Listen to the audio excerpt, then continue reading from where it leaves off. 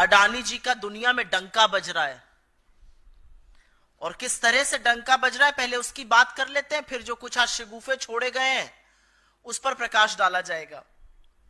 France की बड़ी company है टोटल एनर्जी, दुनिया की 7 बड़ी एनर्जी कंपनीज में से एक है। अडानी ग्रीन एनर्जी में 20% की हिस्सेदार है। उन्होंने निर्णय लिया है कि अब भविष्य में अडानी ग्रुप में कोई भी निवेश नहीं होगा। यह निर्णय भ्रष्टाचार, घूसखोरी, जालसाजी के जो आरोप लगे हैं अमेरिका में, उसके चलते किया गया है। ये उनकी प्रेस रिलीज में है कि हमारी 0 टॉलरेंस है भ्रष्टाचार को लेकर। तो टोटल एनर्जी ने आगे आइंदा निवेश ना करने की ठानी है। यह फ्रांस से कहानी आ रही है।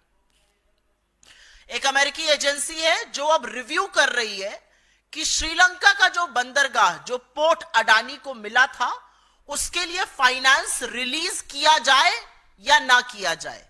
करीब $553 मिलियन का करार है, वो किया जाए या ना किया जाए। अमेरिकन एजेंसी ये रिव्यू कर रही है। श्रीलंका खुद अडानी पावर डील का रिव्यू कर रहा है और अलर्ट पर है। इजराइल में हाइफा पोर्ट जो मोदी जी के जाने के बाद मिला था, जैसे श्रीलंका की डील भी मोदी जी के कहने से मिली थी, और मैं नहीं कह रही हूं, वहां के पूर्व राष्ट्रपति ने कहा है।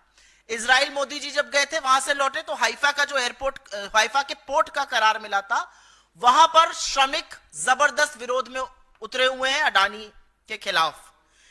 कीनिया के राष्ट्रपति ने तो सदन में बताया कि एयरपोर्ट की और पावर की डील को हम रद्द करते हैं, और हम सबका सिर शर्म से झुका। जिस तरह का जश्न कीनिया ने मनाया अडानी की डील रद्द होने का, एक हिंदुस्तानी कंपनी ने इस तरह हमारा सिर शर्मसार किया। कीनिया में भी मोदी जी की कृपा से ही कॉन्ट्रैक्ट मिला था, यह बात वहां के पूर्व राष्ट्रपति ने बताई थी। बांग्लादेश की कोर्ट ने अडानी पावर डील के जांच के आदेश दिए हैं।